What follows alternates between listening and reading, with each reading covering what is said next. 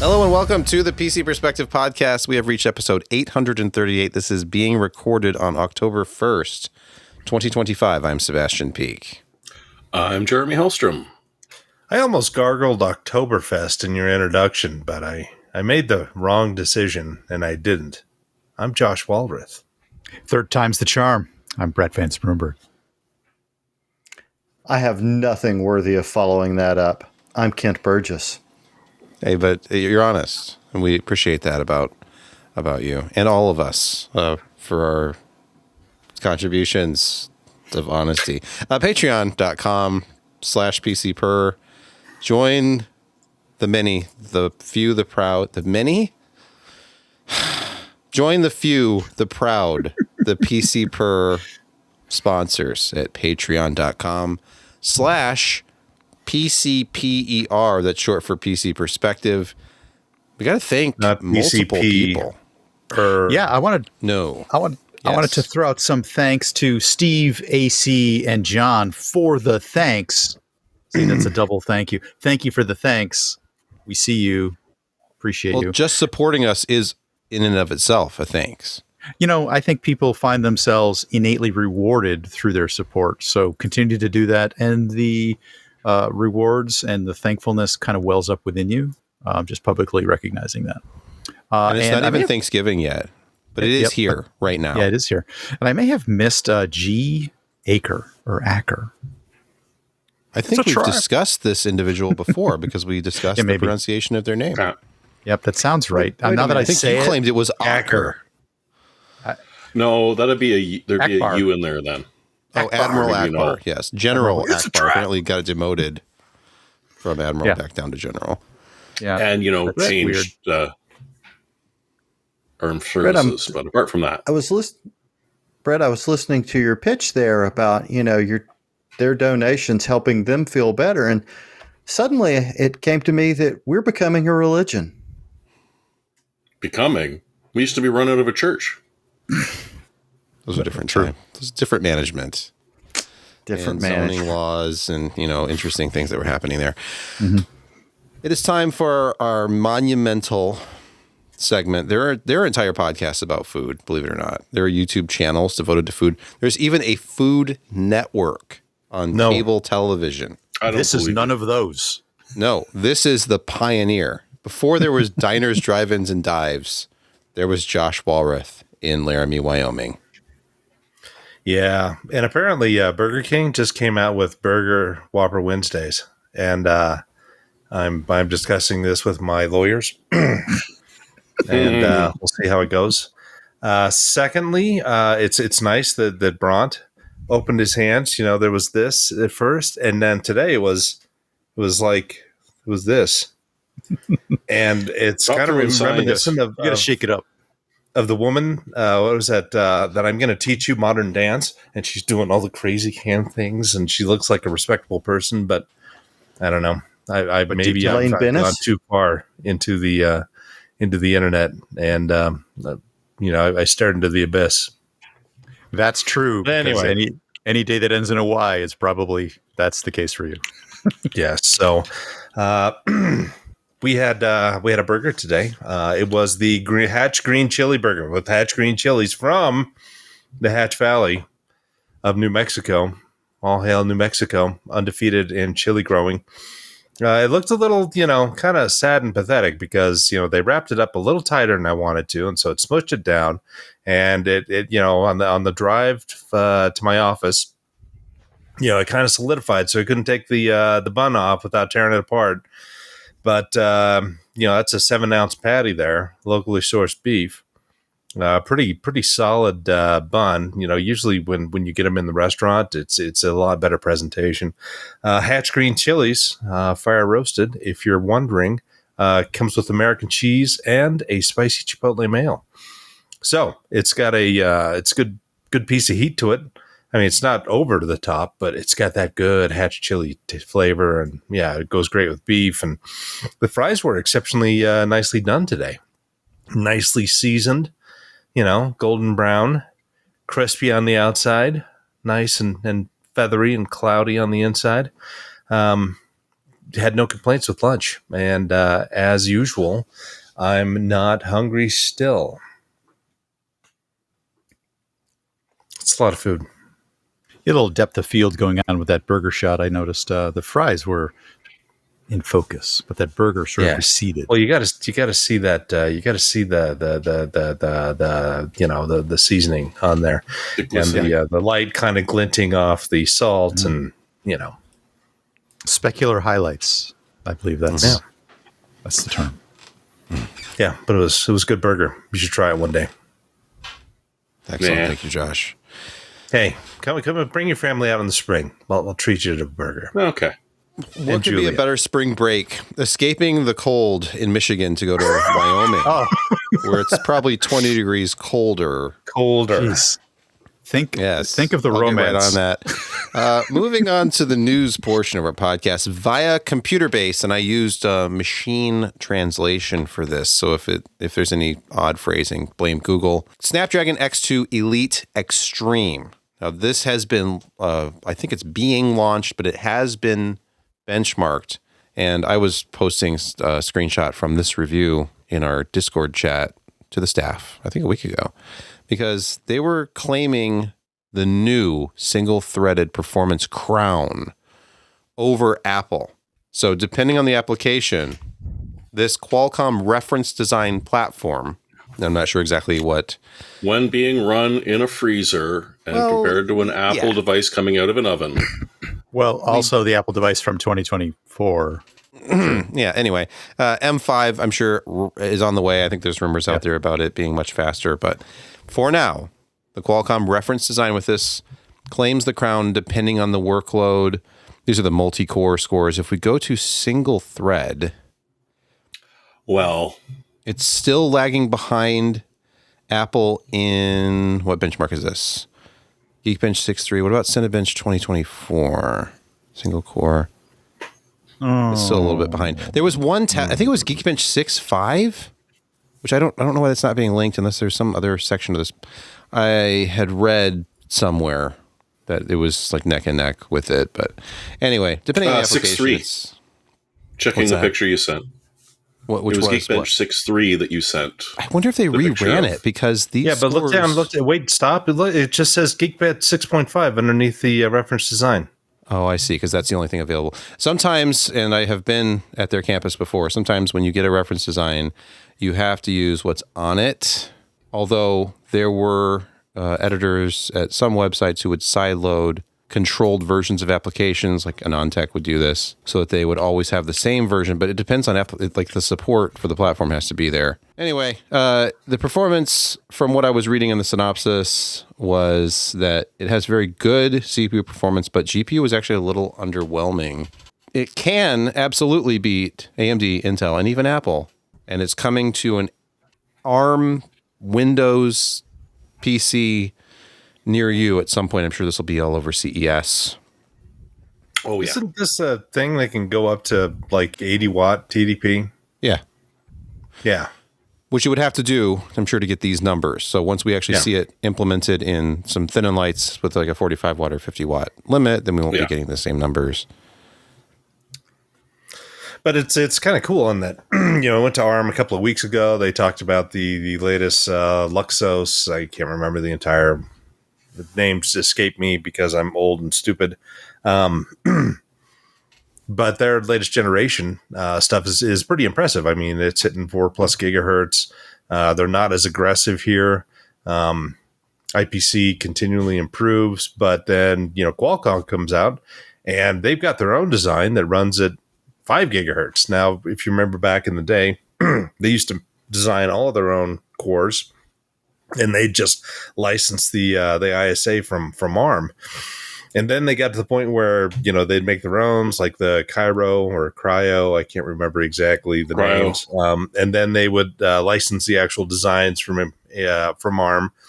And then a couple of years later, come out with their own design, and then they'd license out. So it looks like this is one of the original Qualcomm designs that they feel that offers a lot more to their customer base than what the standard ARM licensed cores are, and they feel pretty pretty pleased about where it sits against Apple. The package is probably the more interesting thing. There's the big SoC, and then it's packaged with, LPDDR5. I don't know how much, 6 gigs or 12 gigs or something like that. But that's a positive. I mean, you have this chunk of memory that's very tightly bound to it. That's going to help performance. So it's an interesting product. It'll be nice to finally see products in the wild. It's got the Adreno graphics, which is Radeon spelled differently. Anagrams. Your anagrams are exposing you, Clarice. ATI never should have sold off that mobile graphics division. But maybe they should then we'd never have weird anagrams. It's true. They probably would have been sold off. It would have been sold off in like 2015. Yeah, the way things were going. So, yeah, I don't know. But anyway, yeah, it's cool to see 3 different areas of competition, 4 or 5 if you count AMD and Intel. I mean, the AMD Strix stuff is fascinating. We talked about that earlier and how they're, have this massive chip with direct GDDR5 attached and just smoking things. But anyway, Qualcomm,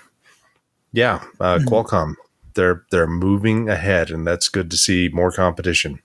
Yeah, speaking of ARM and Qualcomm competition. And Qualcomm and Nuvia. They have scored a big win over ARM in their contentious lawsuit. This is a story at Tom's Hardware from just 14 hours ago. The final ruling ends ARM's lawsuit over the Oryon cores, or Oryon. For those not keeping up, Qualcomm bought Nuvia, who had a separate ARM license. And this upset ARM that Qualcomm was essentially getting a whole bunch of stuff they'd licensed to Nuvia sort of for free, but not really.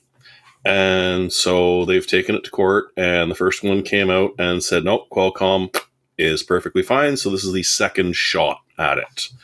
And yeah, it's Oryon cores and the Snapdragon X are copacetic. You are not breaking any of ARM's licenses. And I mean, this is one of the things about ARM is that their customers license, but then they build stuff from the ground up. So one of the big arguments was there's barely any of the ARM licensed architecture in this. We rebuilt just about everything. It's a totally in-house design, to which ARM was like, well, you couldn't have done it without Nuvia's help. And like, yeah, well, that's sour grapes. We acquired them. We get their IP.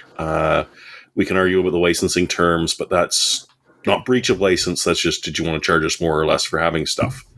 So yeah, this one definitely went for Qualcomm. Don't expect it to go away though. I'm sure that this will continue. Jeremy, I don't mean to worry you too much, but you appear to have an animal paw growing from your neck. That is true. Which side? And there's a butt from that side. Wait, aren't familiars attached to a nipple on the back of your neck? Depends on which kind, I guess. Well, but yeah, I got butt on that side. But oh well, that's adorable. Words that we've never spoken on this podcast. It's adorable. Is this podcast going to turn into a catastrophe? Usually. Sail off on your catamaran? Stop. Stop. Please. Stop trying to be a catalyst. Oh, dying. I'm going to need to visit But aren't Dr. we all Katz after this one. Oh, all right. Moving to the next news story. This new Kindle Scribe lineup from Amazon doesn't sound that exciting maybe for a lot of PC enthusiasts, but if you're one of those people who appreciates a good e-paper display, maybe you've been a little frustrated by the tiny screen of like the Paperwhite, which is somewhere in the neighborhood of 7 inches. You can get these 11-inch. That's the size of a piece of paper, guys. I don't know if you know this or not. 11-inch. Is it 8.5 by 11? It seems to be. It's an 11-inch with very minimal bezels. It's like 5 millimeters thick or something, 5 or 6 millimeters thick. I think they weigh 400 grams. And you can even get it in color. Oh, it's not cheap. But you can't get it in legal. No, there's no legal version of it yet. No. It looks like they're starting to allow you to scribe. Yes, you can write more parts of this. Well, the scribe existed before this, but it looks like they're expanding the area in which you can scribe into. They Brett, had like they're leaning really heavily. Sorry, go ahead. I didn't mean to talk over you. Oh, no, I'm sorry. It was just they do look like they're adding some more features besides just color. The ability to annotate and scribe and set the as the demonstrations are showing here, to be able to like arrow out text and put notes like in between or over the top of some of the text content wasn't something that they had allowed before, and these demos look like that they're going to be allowing that, which was a big complaint previous to this. I actually do own one of the Paperwhite ones, which is, I find it very useful. I must admit, I was a little skeptical at first, but I really like it. I have a Paperwhite as well, and I do read books on it. It's just that every once in a while, I just wish it was a little bigger. I wish it was like 9 inches or 10 inches. I mean, every man does, but what they've done with this is they've basically created the dream for a lot of us. Something with, I would assume, zero eye strain potential. Although I am a little worried about this new front lighting system that they've introduced. Because that's pretty normal. But backlighting, we've gotten used to their backlighting and being able to customize the color temperature of the backlighting. So I'll just have to wait and see how it actually looks. How much is it? This is expensive. It's stupid. Can you really put a price on experience? Yes. I think if you look at the existing ones are like 500 plus, I think. Okay, it's $629.99 for the Kindle Scribe Color Soft. Oh, that's a value. That's not terrible. But you can get a version without the light early next year for just $429.99. That's a $200 front light. Apparently. No. It's $70 because the regular Kindle Scribe, not color, is $499.99. Oh, okay. I see what you're saying. And so the color it's no soft. color, no light. I get you. $429. It's like going back in time to the very first Kindle, almost. Yeah. You can get the Kindle now Ryan had in one a of color those. soft variant as well. Sebastian, you probably know. How many I think shades he left of gray, that one on a though? toilet What are somewhere. the gradients there? Is it like 256 color? It seems to be at that enough. point? Is it? It's a little. If I know which ones like book series and things that I'm reading, it's easy to pick those out. But if I'm just shopping, I kind of would rather do it on the computer and then decide which ones that I want, and then just push them or go get them on the Kindle after that. Because the color, there's something more to it, I guess. You're right. The grayscale isn't all that great for shopping. Speaking of displays, LG, and I don't know if Brett's aware of this or not, but they have Thunderbolt displays. You can plug these directly into your latest generation Mac product. How about that? 6K? Yeah, this is the new 6K display, 6144 by 3456. You're not getting shortchanged here. They're not saying 6K and it's like 5600 pixels. It's full on Cinema 6K. Now, there are plenty of 6K cameras. I don't think there is a Cinema 6K. There's Cinema 4K. But there's plenty of like Red and other like Blackmagic cameras that are 6K. And the great thing about that is you can shoot at 6K and then you can sort of frame a 4K picture within it and do cropping and panning and stuff. But if you have a 6K display like this, you could have your, video project open, full 4K resolution and still have room for all of your tools. So it's a very interesting, nice looking product. I think it's about $2,000. It's not horrible. I mean, it's not OLED. No, it's not. It's IPS black. And So I can speak. do you need this for your non-linear editing suite? Is that what you're saying? I'm using an IPS black 4K display that I paid, I think, less than half of this for. I think I paid $699 for my Dell Ultra Sharp, but it was one of the first IPS black displays. LG had sent me a press release about IPS black, and I think I did a news post on it. And then when no sample was forthcoming, I started to get a little antsy and eventually bought one myself. And I've been editing the podcast on it for the last 2 years. I don't know where Dell sources some of their higher end, panels and things like that, but they're pretty LG. consistently making whatever variant they're buying, it's pretty consistently a good panel. I've yes, noticed. I agree. Mm-hmm. The ultrafines are as good as any I've ever used. At a reasonably good price, and Dell will throw a sale on, which so if you're looking for a panel with a decent name brand, you're pretty sure you're going to get a good panel out of it, good display out of it. Shop Dell. Also, we're not sponsored by Dell, by the way, but the compatibility thing is what I would worry about with one of these, because since this is targeting Thunderbolt 5, I don't think I could use it with some old like Thunderbolt 4 or USB 4 device necessarily. I bet you it will downscale you. I bet you it's going to say no. It won't get full 6K, that's for sure. Or let alone 6K daisy chained. Is it using display compression? I would assume so, but who knows?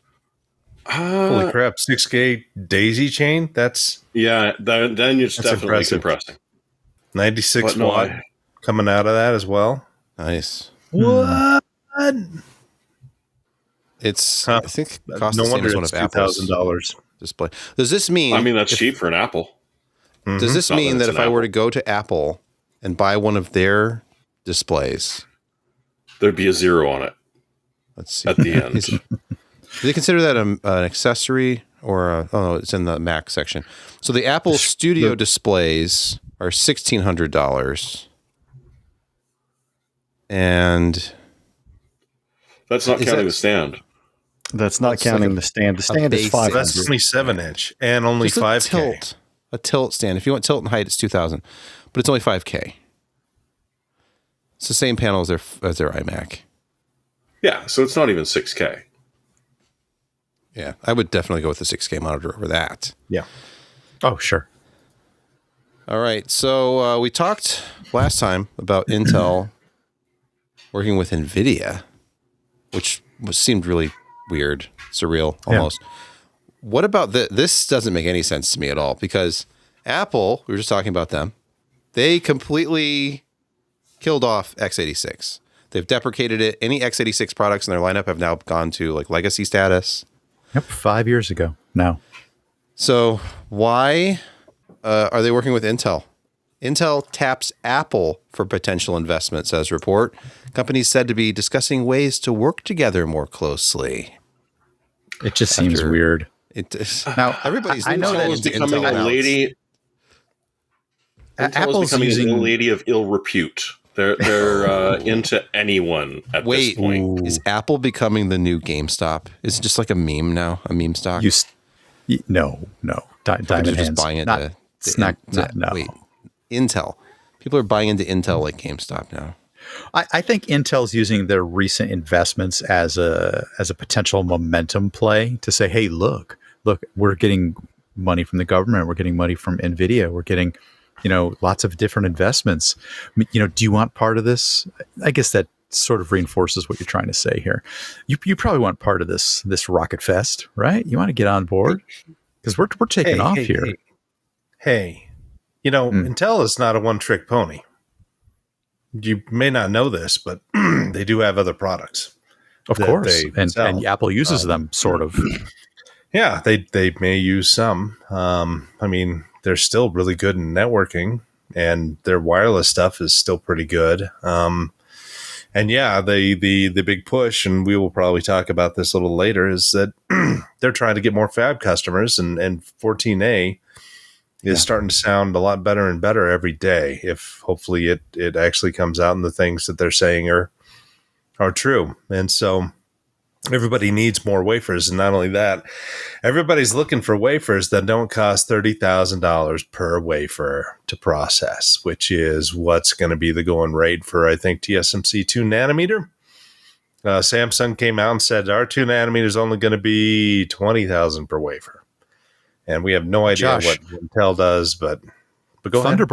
Thunderbolt controllers don't need to be on 2 nanometers. Maybe no, they don't. 14A, maybe 14A. Yeah, or retimers or all kinds of things. Exactly. There's a lot of chips in an Apple product that actually need Intel's authorization or blessing that Apple actually designs to make sure it adheres to the spec.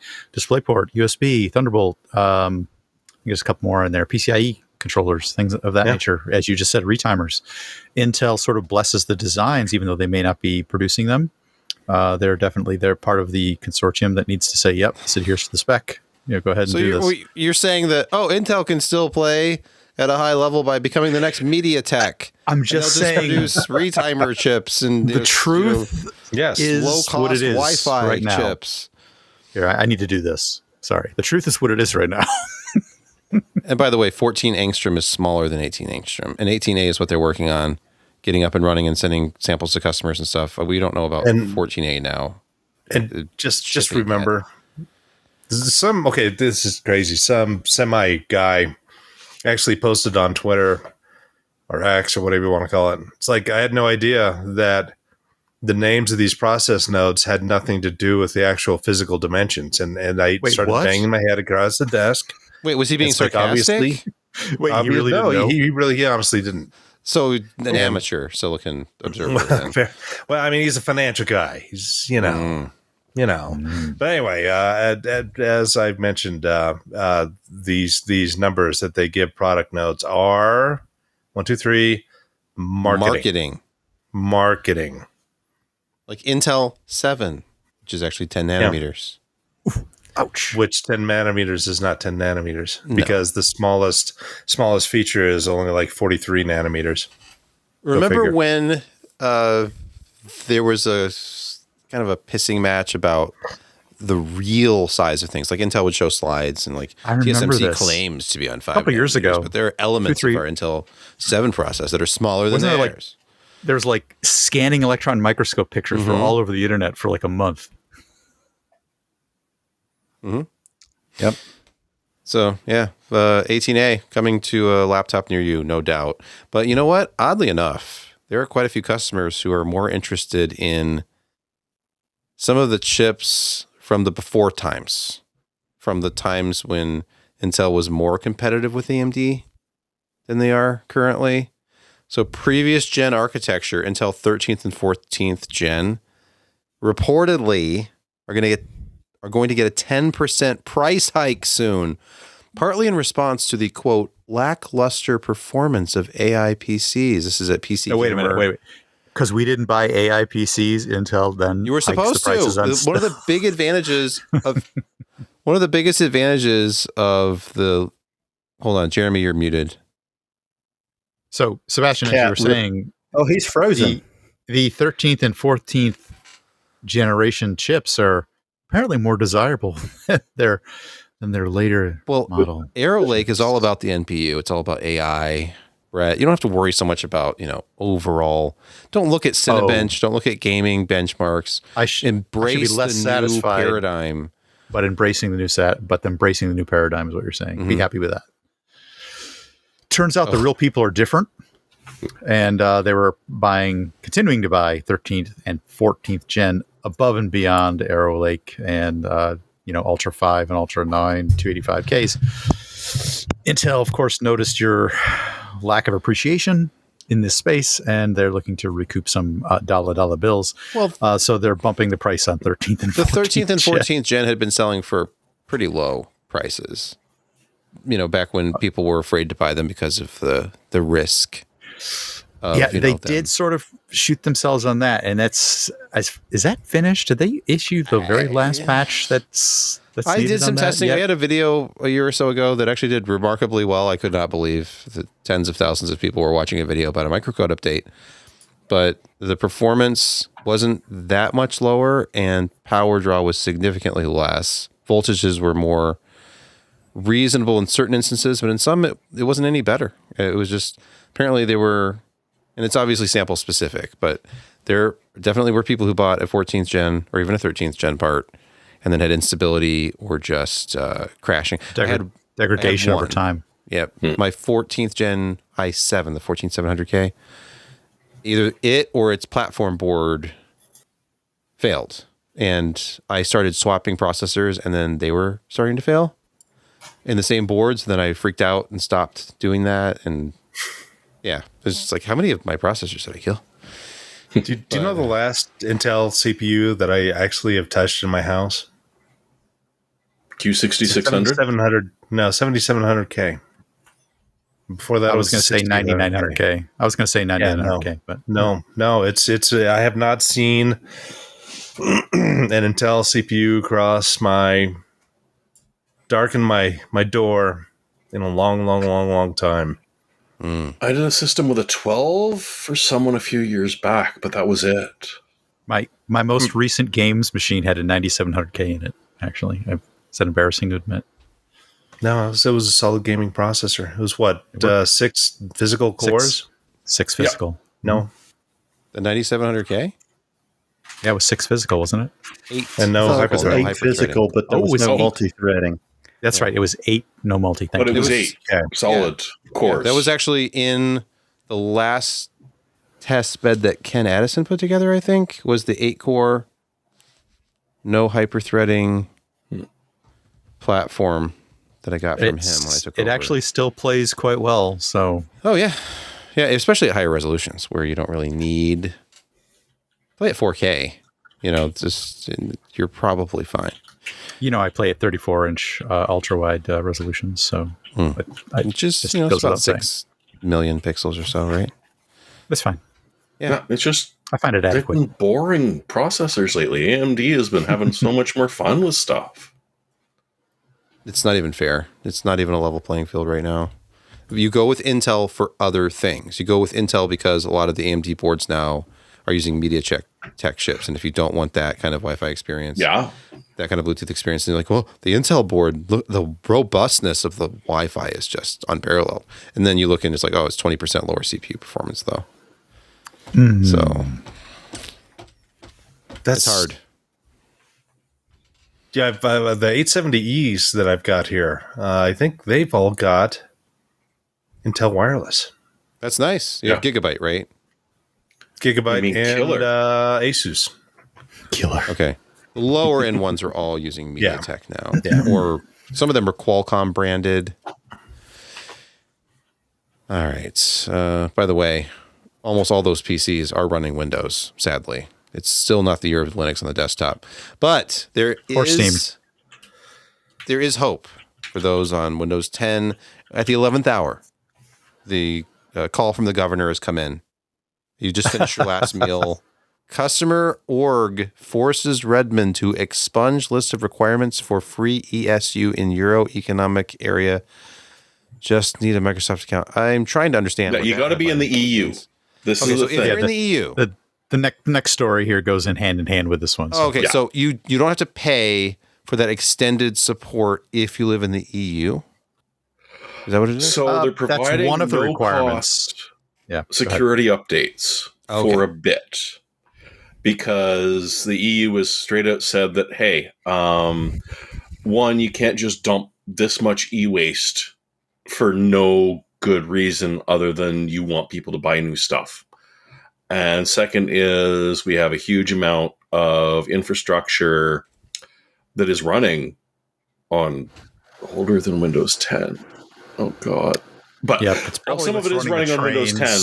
And so, you've got to keep providing the security updates. You can't hide them behind, a monthly or yearly ransom. So that's their Digital Markets Act that is popping into effect here. It's not going to affect the UK much because, Brexit, and it's not going to affect us at all. We are still going to be stuck paying for updates if you want to keep running Windows 10. It's kind of a good thing for a large population. But for us, it's not so great. The question is, since Microsoft is being forced to do this, are they going to sort of say, well, yeah, okay, if you paid already, thanks. But if you didn't, maybe we'll push out maybe once a year, an emergency security update. We shall see. They wanted to postpone the end of life date. They're just essentially saying they're ignoring that part. But they will provide security updates for a little bit. So as opposed to having to blow $30 a year for a home, and I think it's $60 or $70 for a company. They will provide that update if you sign into your PC with your Microsoft account. Oh, so yes. This is just their way of getting people on Microsoft accounts. It's like, at the 11th hour, we've decided this is a great way to get hundreds of thousands of people to sign up for a Microsoft account who were hesitant to do that before. And it's going to happen. You. And then they've got you. Oh, there's no going back. But don't worry, everyone is slowly pushing towards Windows 11 because we know the inevitable is going to happen. And if we start pushing really hard 2 years ago, in about 3 or 4 years, we'll have made a significant impact. And that's where the joke was buried, Sebastian, at the 11th hour. Coincidence? Yeah. I think not. I get it. It was a pun. No. I never would have guessed from the register. Yep. I had to deliver that one to you. Thank you. A little slow. So Windows Update. They need that next API. They need to just introduce DirectX 13 or whatever they're going to call it. DirectX 26. DirectX 365. Yeah. But you have to be don't even joke about that. DirectX as a service. Yeah. You've given them a nice idea there. DXOS. It's a gaming mode. It's a big screen gaming mode that you can only get with Windows 11, and it just boots into it changes the interface, and it's your gaming hub, and then all of your libraries are all in there like GOG Galaxy style. And it's all through your Microsoft account. It's beautiful. What libraries do you want to load today? Make it compelling, like your ROG Ally Plus Microsoft Project Xbox thing. With your library games launcher manager thing there. Mm-hmm. All right. By the way, Microsoft is investigating adding tiny channels to CPUs for cooling via microfluidics, which sounds fascinating. I didn't know Microsoft was a chip maker. I didn't either. No, it comes as a surprise to me too. They're essentially patterning these microfluidic channels after butterfly wings. If only this had occurred to Intel. I don't know who Microsoft thinks they're going to talk into doing this. Because, yes, we're talking about tiny little etchings, and then they say around as thick as a human hair. And they're significantly thinner than a human hair. They must be. So the veins of a leaf or a butterfly pattern that essentially, some cold blocks already do this, but there's a separation between it and your delidded processor. Right, Kent? Like there is separation there. You're not pouring water directly on her. Right. That's the thing is, I was looking at this story. It's a really interesting idea because you are eliminating essentially 3 layers of material between the coolant and what is being cooled. With direct die cooling, you've still got the silicon layer on top of the actual. The silicon is part of the die, but there is a silicon layer that's almost like an insulator above all the actual it's working parts. Flip chip technology. So you've got the backside of the wafer that faces, and if you etch in the microfluidic channels, yes, and that you add a tremendous amount of surface area to the back of that chip, far better in theory, depending on what cooling liquid you use, right? Than a metal plate press against liquid metal pressed against that flat die. You're adding actual surface area. Yeah. It's an interesting idea. For thermal transfer, it's a really interesting idea. Yeah. If you're doing it with non-conductive fluid, that's one thing, but... Well, that's what they're going to do. They're not going to pour salt water on it. Oh, let's do this. I'm worried they are. Or Josh, I want my blue dyed fluid to be able to flow through this. The thing is provided the silicon layer itself is not going to be conductive in the same way as like other parts of the chip itself. So if that is insulated and blocked off from everything else, all the rest of the sensitive components, then I mean they could run deionized water. Of course, the problem is it still picks up stuff through the coolant, but right. And a little tiny bit of degradation, and now one of those channels is clogged. Yes, Josh.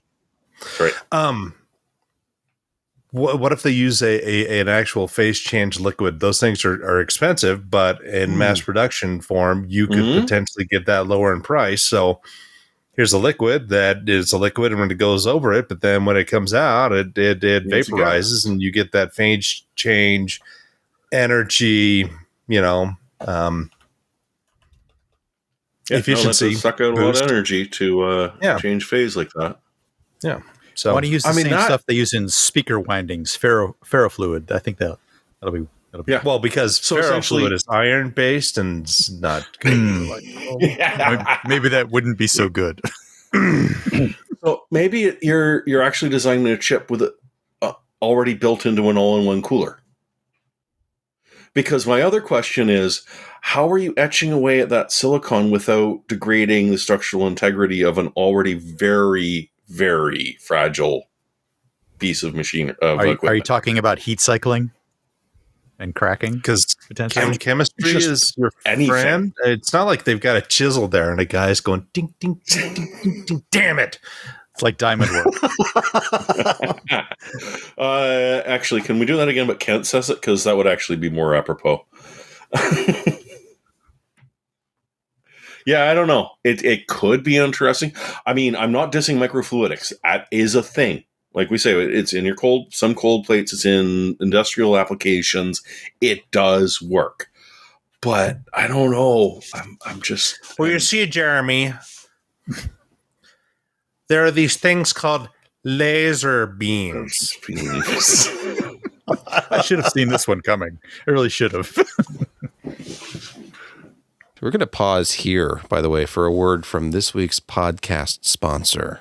Running a small web design shop meant wearing every hat, as half my day and well into the evening often used to disappear into admin, setting up client folders, web dev spaces, Slack channels, Trello boards, or even prepping invoices. And this is before I even touched a line of code or struggled with a design element. Now, the moment a client signs up, Zapier can handle all of it automatically. The web dev space, shared folders, the chat, the invoice prep, done. I can actually spend more of my time coding or pondering JavaScript engines or even designing experiences instead of playing project manager. Zapier feels like that extra teammate that I could never afford, one who never forgets, never sleeps, and frees me up to focus on the dev work that delivers the product and creative time that actually has a chance to grow the business. These days, it feels like everyone is talking about AI, including us here at PC Perspective, in so many ways. But Zapier is where tech innovators and implementers can break the hype cycle and put AI in place to do real work. With Zapier's AI orchestration platform, you can bring the power of AI to any workflow. Try it out yourself. Zapier is for everyone. Teams have already automated over 300 million AI tasks using Zapier. Ready to join them? Get started for free by visiting Zapier.com/PC Perspective. That's Zapier.com/PC Perspective. Welcome to Insecurity Corner, your weekly reason to drink. And our first security story, or rather insecurity story, Brave. You know that browser? It adds optional and security-focused AI to your browser. Now, ask Brave. Obviously, this was the next step. Is Brave truly private? And then Brave will answer you. Of course we are. But it's optional. Yeah, no, it's totally optional. Really, actually, they have sampled your voice on this, Sebastian. I just wanted you to know that. No, the nice thing is that they haven't actually integrated it into the browser. They have created search.brave.com/ask, which works on any browser, but is brought to you by the company Brave, who brought you the browser and a couple of other things. So making it completely external to their browser, I do like. The whole, it's got to be embedded in everything and start fighting because Copilot is fighting with Alexa, is fighting with God only knows what at this point. that gets a little bit frustrating, much like this kitten. And by just saying, hey, here's our AI product. It's on a website. You can visit it if you want. And you could use Edge to do it if you really, really felt like it, just to see what happened. I appreciate that. You can also, if you're using a Brave browser and just type in any search term and put 2 question marks at the end, it immediately redirects you there and you get your AI answers, which, according to recent polls, are not being used for work. They're mostly being used for lifestyle questions. Probably not a good trend, but what do I know? So that's kind of nice. And then the other thing that Brave is saying is that the search and results are end-to-end encrypted. We'll see exactly what they mean by that. The conversations are definitely not used for AI training because, you don't want the AI to answer your questions and then answer the question the same way again. So we'll see about that. And if you leave your AI session alone for 24 hours, it gets deleted. Now that I can believe. But the thing is, if you keep coming back and asking, well, of course, it's going to go on for eternity. But if you ask your question, give it a day and a half, in theory, boom, it's going to be deleted. You'll be starting from scratch. That's kind of a nice thing. We'll see. It's Brave, not the nicest of browsers, but nowhere near the worst. I think you forgot to hit on how optional certain aspects of this was. That's what I like, is the optional part. Because, at this point, everyone is just shoving it down our throats and then complaining that we're not buying enough AI-enhanced laptops to exactly, support them. Where have I heard this? It's almost like it's affecting a company's bottom line. I don't. Weird. I don't recall. Moving on to our next, back to the horrific world of security. Yes, and $5 bills. In our next story, prompt injection and a $5 domain trick Salesforce Agent Force into leaking sales. This is not good. Is this social engineering plus AI plus $5 make you holla? No, that's not it either. Oh yeah, no, I'm pretty sure there are people yelling about this. It's using AI, of course. So to trick it into injecting prompt injection using AI, and then an owned domain that reroutes the queries, and then it pulls along your session information so that the attackers can then become you. And stupidly cheap, because you can get a nice little website for $5 and force it to query information on your behalf. Yeah. And if you're really good, they'll never know who paid the $5 for that website. It can actually get quite hard to follow them back to see who it is that did it, because buying a one-shot, one of those credit cards that just has X number of dollars on it and then is gone, well, you can buy them for $5. But this was a Salesforce company. Fair, but down. There's so many of them out there. They essentially whitelisted a domain that somebody else was allowed to $5 grab, and then allowed them to inject AI generated queries using session information. But I swear, in the last 3 or 4 months, half of the Security Corner has been about unsecured domains, or domains that someone let expire and didn't grab, and someone else bought it. Yeah. Right. This is becoming a very common thing, in part because there was a big idea, I guess maybe, 10, 12 years ago, buying any domain that was even slightly close to what your main domain was. Yeah, to capture, just in case someone else mistypes, misspellings, essentially. Exactly. Right. So you mistyped on the Google and you ended up, so they bought them. But the person who thought about that is long gone. And those 8-10 year leases are expiring. And boom, all of a sudden this is becoming low-hanging fruit, and thankfully AI is here to help you actually Jeremy, do it more effectively, but not Zapier. Zapier would never do this. Jeremy, I cannot compete with the weight of your words with that cat on your shoulder. You have the final say. They rule the internet, so it's just that is true. Cat videos do essentially rule the internet. Thank you. And you know what runs the internet? Linux? Cisco. Oh, that too. Yep. And as many as 2 million Cisco devices are affected you mean by iOS. actively exploited I do mean iOS. 0-day. 2 million vulnerable Cisco SNMP interfaces exposed to the internet. Yep. Yeah, the problem is that you probably shouldn't expose your management port to the internet, to the World Wide Internet. SNMP stands for Simple Network Management Protocol. Yeah. It is an interface that allows you to programmatically control your network. A custom crafted URL. And your mom should have taught you not to pull it out in public. Yeah, that's pretty much true. So a custom crafted request to the SNMP interface on many Cisco routers allowed you to become not just admin. No. Admin would be not enough. It almost feels like admin. Sure, I can control everything from that. Why not root?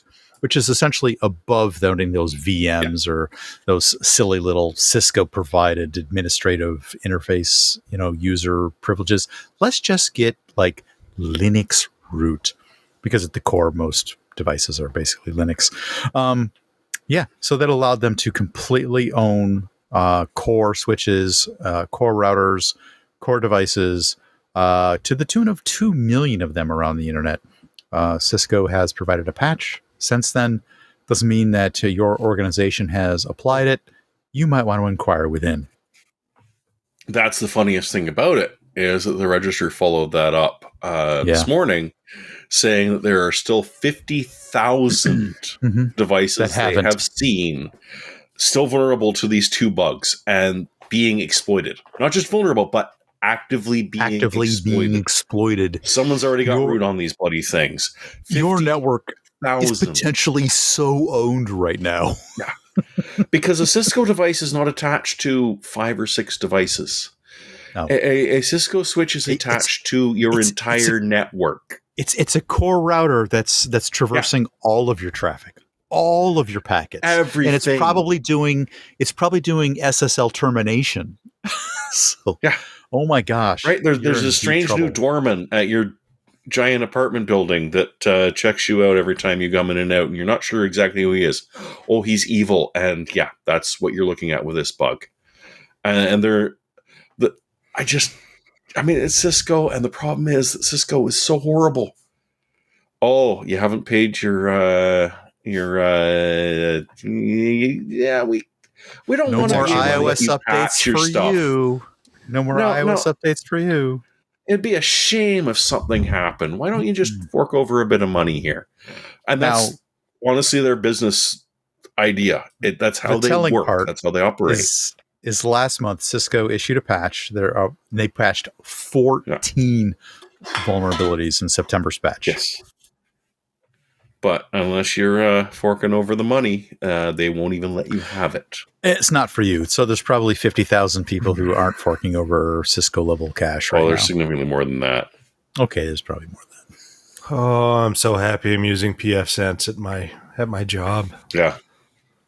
Well, let me tell you, Huawei isn't that mean. Oh, okay. Wait. Shall we move on from these depressing insecurity stories to gaming quick hits? And the lighter side. A DLC for Fallout London. Rabbit and pork. Rabbit. What is Rabbit this? And pork. So this is a huge update to Fallout London, which, if you don't know, is a complete redo of Fallout 4 in London. Total conversion mod that was a pain in the butt to install when it first came out, but is now one of the stars of the good old games one-click mod, where you do it. This also introduces... So good old games Galaxy, GOG. They also have introduced one for Overwolf, if that's sort of the way that you prefer it. It is monstrous. And to be honest, Fallout London was monstrous. I stopped playing it because I hit a bug that just stopped my progression of the game dead. And was chatting with the guys that did it, and they're like, yeah, that's going to be a new game. Something went wrong. Thanks for sending. Like, I sent them a save game, and they're like, oh, yeah, I don't. Actually, there's a whole bunch wrong with this. Thank you for sending it. We're going to patch a bunch of things. So you've got 80 new NPCs with like 100 lines plus each, 30 new quests, 30 weapons and armor types, random encounters, new companions. They're talking about another 90 hours worth of content in there.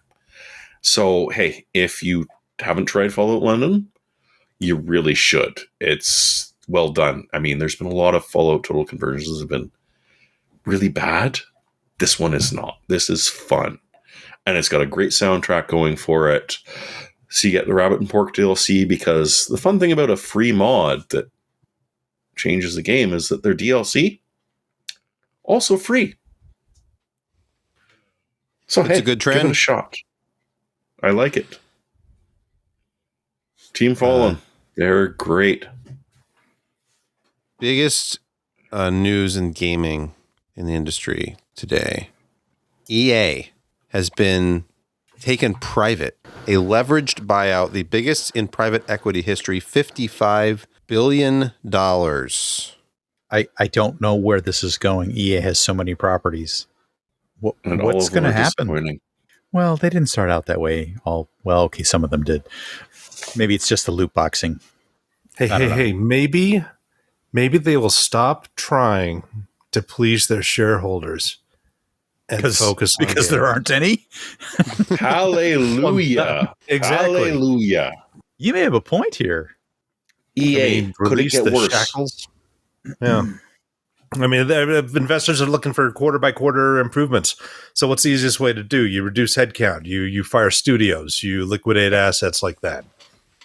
So maybe you show up at gamers' houses and hold a gun to their head if they don't play EA games. No, wait, that one doesn't work. You just said loot box using more words. Yes.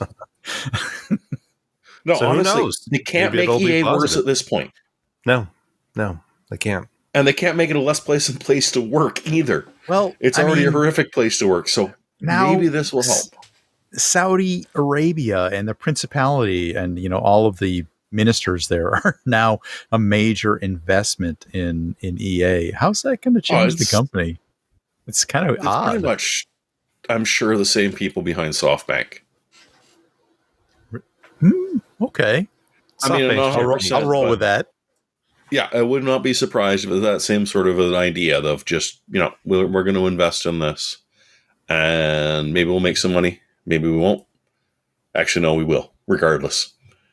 But it can't be worse than what it is now, than what it's become.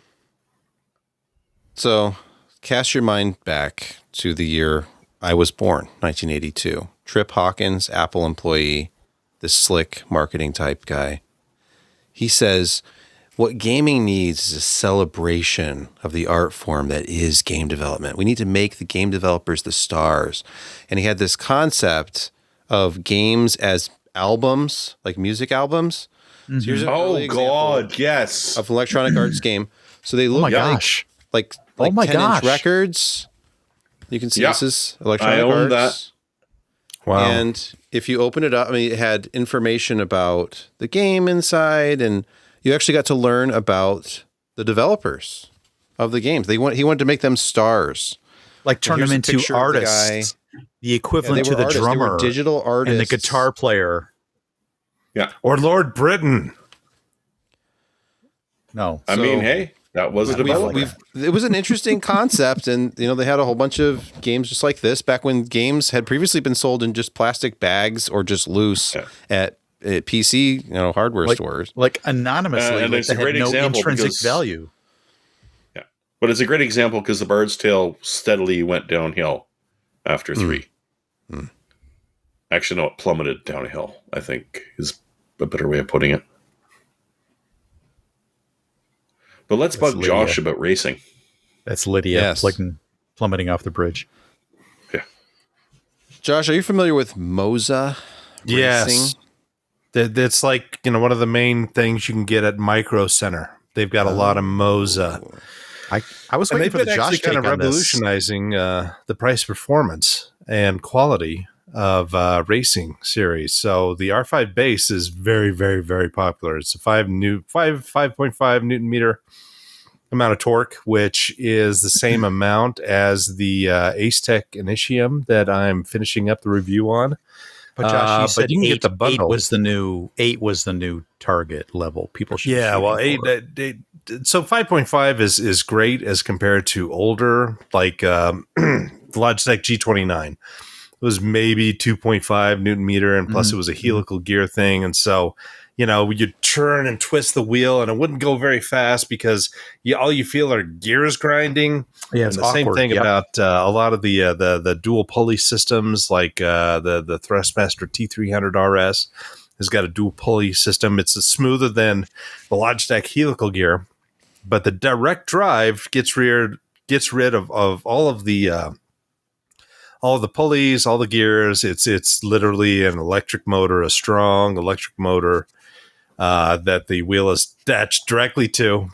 I did this, and Sebastian did a reaction. Yep. I don't know why I hit the wrong button. But anyway, and so it's not only smoother in operation, but the forces are instantaneous.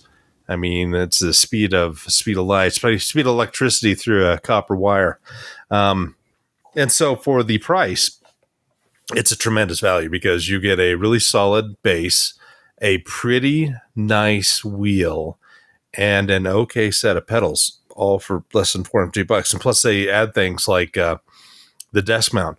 And 5.5 Newton meters will not shake your desk to death. Now, 8 Newton meters and above, you're going to start applying some serious forces to your desk. So, Josh, you're actually you're advocating this as like an almost entry level, kind of like you're getting into that professional gear. Because this is a lot less expensive than some of the direct drive pieces that you've advocated. Well, this it still is direct drive, but it's only 5.5 Newton meters. Yeah, get you. Yeah. And how much was it again, Josh? How much? $449.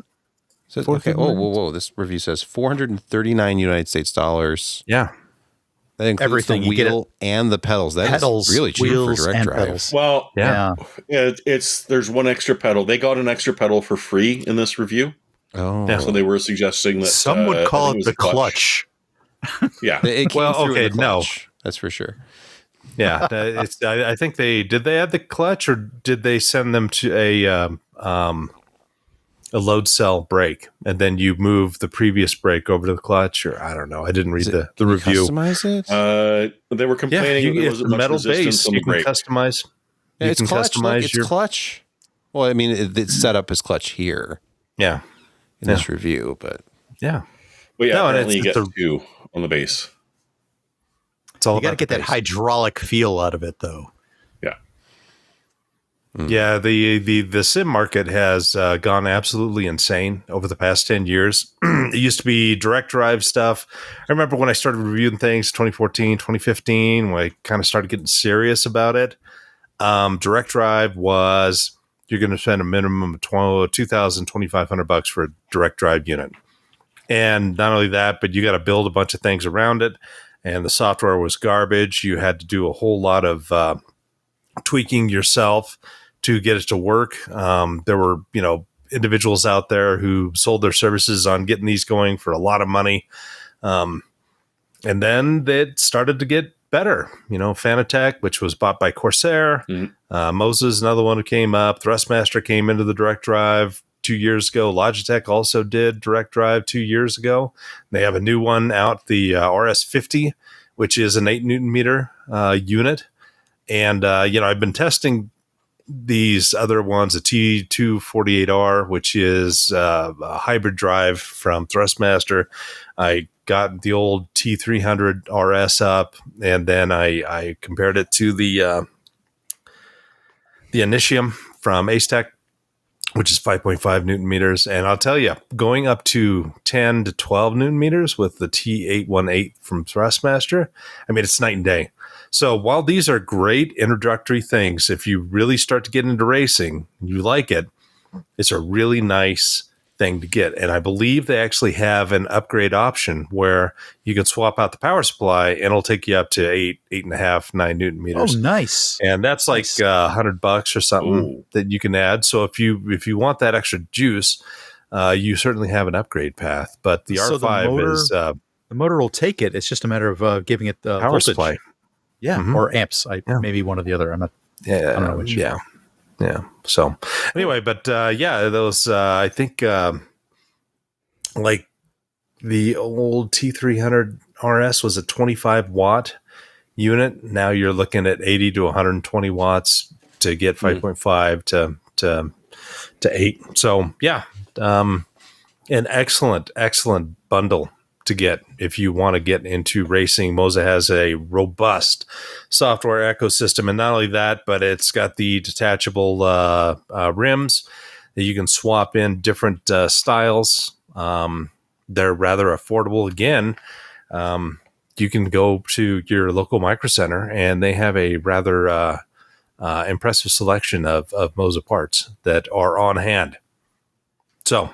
And plus, they typically have a racing simulator in store that you can go sit down and try it out and see what it's all about. I regularly visit my local micro center, Josh. I didn't know that. I didn't know that. It's true. It's true. It's true. Yeah. Nice. Let's move to picks of the week, Josh. If you want to continue talking. Okay. Well, let me think what I got. Oh yeah. Last year, Eero released their Max 7 wireless, Wi-Fi 7 units, and they were really expensive. And I mean, they were rather robust. They had 10 gigabit ports, so you could get the faster fiber input and still attach to a 10 gig network and get full speed as compared to their previous stuff, which had a 2.5 gig in and a 1 gig out. So it didn't make any sense to have a wired network and having higher than gigabit Ethernet. However, they were expensive. Max 7 didn't they were nice quality units, but for $800 a piece, it just wasn't worth it. And so about 8 months ago, they released the Pro series, which is half the price. And these have 5 gigabit inputs and output, and Wi-Fi 7. It's reasonable at $299. It's a nice piece of equipment, nicely made. You get the full application on your phone. You can do NAT and all the routing things. You just have to figure out where to do it. So yeah, it's and not only so if you can get the Pro 7 as your base unit, and then you can get the extension, which is not a Pro unit, for $150. So it's significantly less money that way, and you get full. You're not losing any bandwidth around. Not really. No, it's fantastic. Nice. So yeah, it's the I can't remember what the other unit is that you can do. It's the Pro 7 is the base, and then it's the lesser 7 for the mesh network. And it's not out of control pricing as compared to other previous mesh networks, but if you want Wi-Fi 7 and full 5 gigabit support coming out the back and into your network, it's a good way to do it. And they update them all the time, constantly. I mean, once a month, there's a major update in security and vulnerabilities and performance and functionality. So Amazon, when they bought Eero, they don't mess around. And plus, as Stedman Smith asked, does it send your data to Jeff Bezos? You can disable that. You can pay them extra to, analyze your data and do whatever in terms of for security. But I'm feeding it to an AI, Josh. I don't feeding it to an AI. Yeah. Well, that goes without saying. So, Josh, the absolute dearth of 5 gigabit switching sort of implies that 2.5 gigabit is probably the back end switch for these, or 10, which is going to be a little bit more expensive. 5 gigabit is sort of a funny, unusual, I should say, an unusual. It is, but if you think of it this way: how many affordable fiber residential options do you have above 5 gigabit? Well, I'm going to go with 0. No, but you're probably looking at potentially saturating a 2.5 with certain subscriptions. So I get where they're going with that. Yeah. Overhead. You want that overhead. But then you're into having to switch probably 10 gig, and then maybe you need a QNAP, maybe a Microtech. You know what, Brett, why don't we just invent a 5 gigabit switch that's affordable and secure and sell it directly? Secure the Home will review that for soon. $199 US. Yes. The Josh test switch brought to you by Serve the Home, not Secure the Home. It's built on Intel's 18A process. Brains. But I tell you, downloading games at 200 megabyte per second, true 200 megabyte per second, is outstanding. It's life changing for this reviewer. Life changing. Yeah. Plus, I've got a wife that watches 4K stuff and 2 kids that are constantly downloading things. So I just throttle them and I live the life. You throttle their connection, right? You don't actually throttle them. I was having Homer Simpson flashbacks. Never mind. 6 to 1. All right. I only throttle the children. They complain less. Yeah. Oh, you're talking about networking, right? Right? Yes. Yes. It's called packet prioritization. Come on, Brett. Mm-hmm. We're not talking for his about VoIP strangulation. calls. That's a different type of for packet prioritization. Only voice over IP am I throttling the others. That's oxygen prioritization. It's a different thing. All right, Jeremy, your pick this week is the sexiest thing you can ever have. I mean, under the table or under whatever you want, cable management. Oh, okay. Yeah. No, this is something I ran into that I actually was like, hey, this is cool, because this package comes with separate glued on one side Velcro. So as opposed to having the entire strip being part of the Velcro, and so every time you take it on and off, you're messing with everything. No, this just has little tiny pads with adhesive on it that you can put anywhere you want, and then the actual Velcro cable management is completely separate. So you wrap it around the cables, and then you stick it to the glued-on Velcro part. These all-in-ones where the adhesive part and the Velcro strap are the same piece are really annoying, and they don't really work very well. But this one, because we had an important person visiting the office, so I managed to scrape up a couple of bucks from our budget to be able to cable management something. I like these. These are really handy because you can just stick them wherever you need, and then you just, oh no, I've got to add a new wire. Pull it off, open it up, put the new wire in, and attach it back again. You're not stuck, oh, it's attached to the desk, so now I've got to try and crawl under there and do it. It's like, no, you just pop it off, open it up, put the new wire in, and then pop it back on. And they're stupidly cheap. It's like $13-14 Canadian. I'm sure you can find an American version that's cheaper. But yeah, so it's less than $1 a pair. And they stick really well. So hey, having that hook and loop separate is actually a really good thing. Give it a shot. And if you've struggled with mange, you don't have any dogs, but mangement is offered by these. In fact, at every opportunity they have to write the word management, rub against, they struggle with that particular word. So we have mangement instead. It's good for your canine and your Cat 5. I see what you did there. Nice. Nicely done. All right, I think it's Brant's turn. Do you have a pick this week? I do, and this is a callback to an earlier story that we had, as well as a call to a future event that it's about to happen, which is perhaps the discounts will get a little bit better. This is an early Amazon Prime Day deal for the Kindle Essentials bundle. You've always wanted to get in on the e-reader action. This is 2024 release. This is about $50 off. $115 will get you the Kindle itself, a stylish jean colored cover, fabric cover, and because you need one more brick, a USB-C charging brick for $115. Wow. I wouldn't put much stock necessarily in the charging brick, but this is a relatively attractive price for the 2024 Kindle, ready to go with the cover, which is usually like $40. So this is a fairly good deal if you don't own one of these things yet. So not the Paperwhite, but still. I mean, it's a 2024 edition, but it's still very, very serviceable for about $115. And it's the same store, they have, you can get absolutely everything on this. Of course. I've been enjoying the Paperwhite edition quite a lot, as we talked about earlier. Well worthwhile. If you have a really old one, is that the Paperweight edition? Yes, it is. Yes, it is.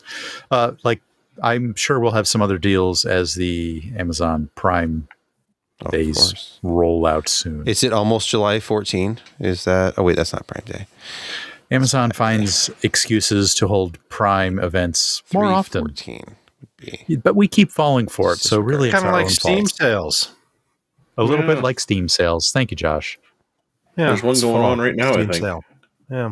Did you know Windows 10 is down to about 35% in the Steam survey?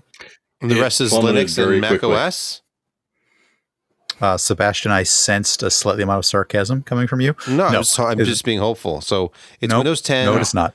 Holdouts, a few sporadic Windows 11 enthusiasts, and then the rest is all Linux and Mac OS, right? Yes, that's absolutely true. Perfect. Not 100%. exactly. Not exactly. All but right, yep, so, move on.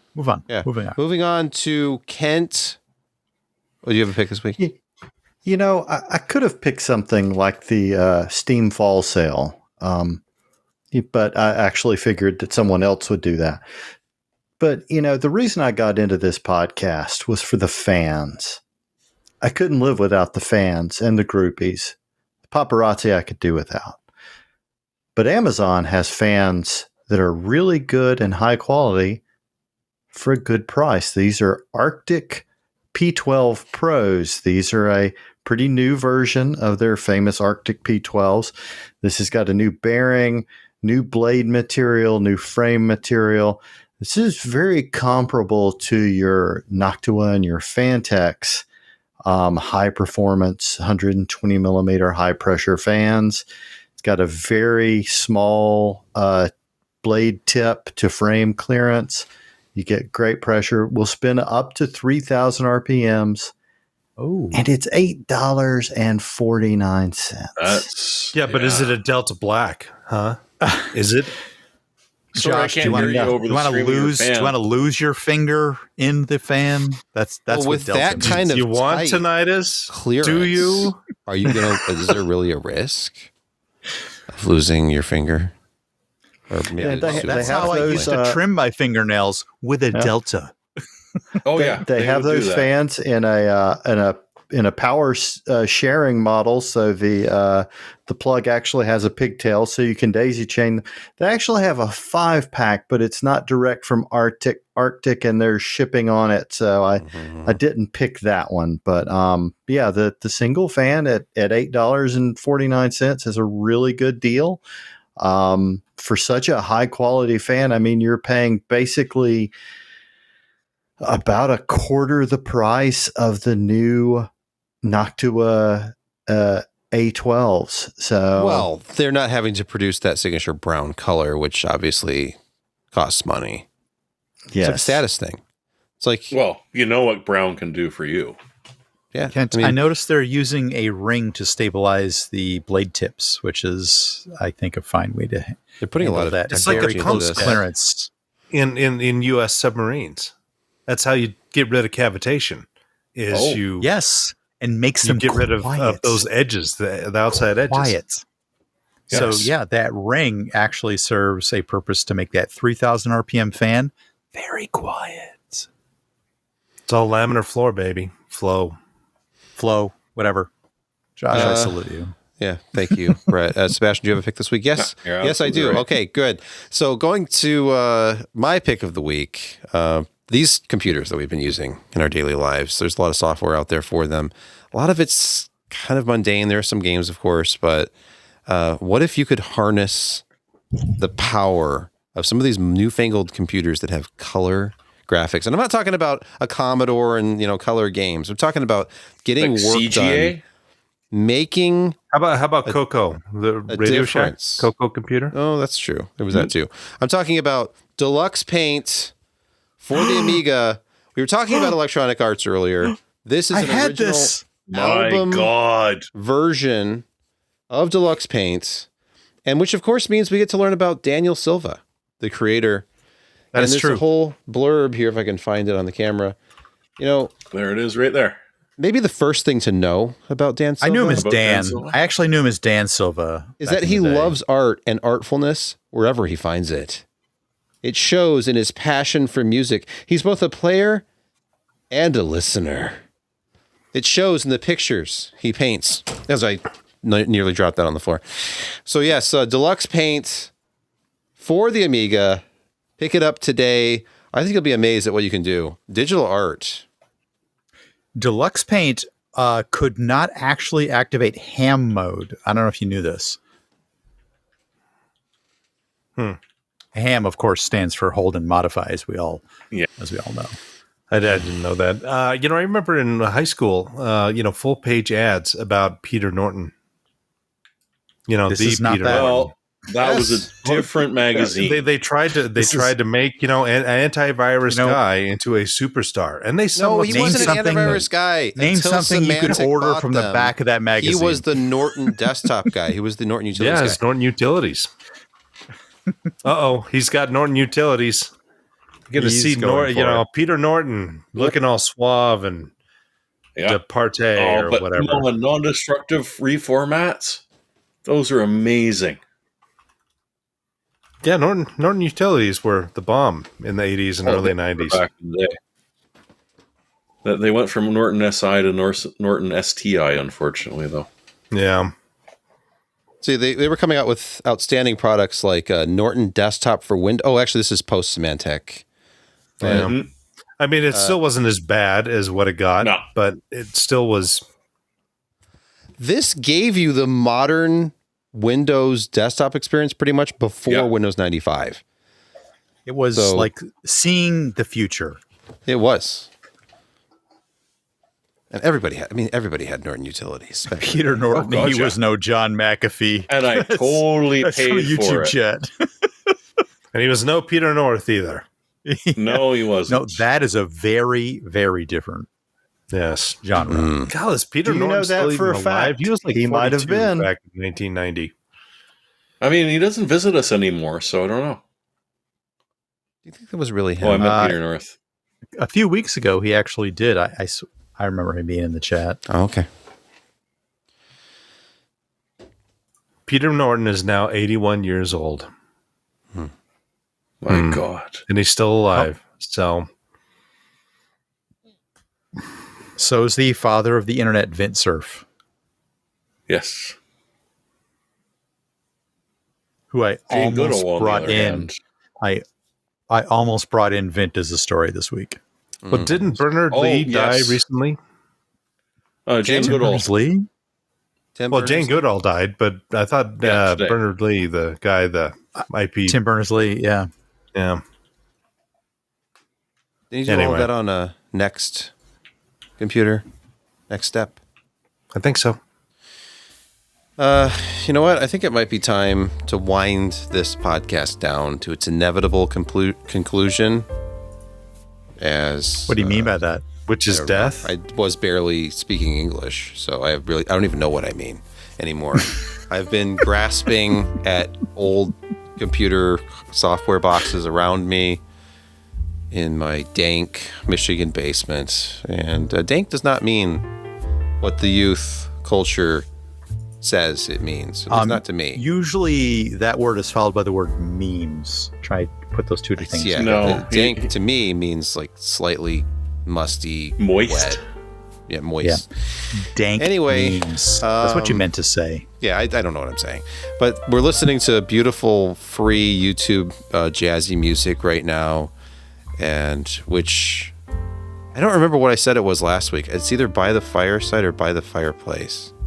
But it's by Track Tribe, and I use it every week, and I can't remember the name of the thing. So anyway, on that note, and all of these tinkling piano notes you're listening to, we're going to say goodnight. And it's only 11:49 p.m.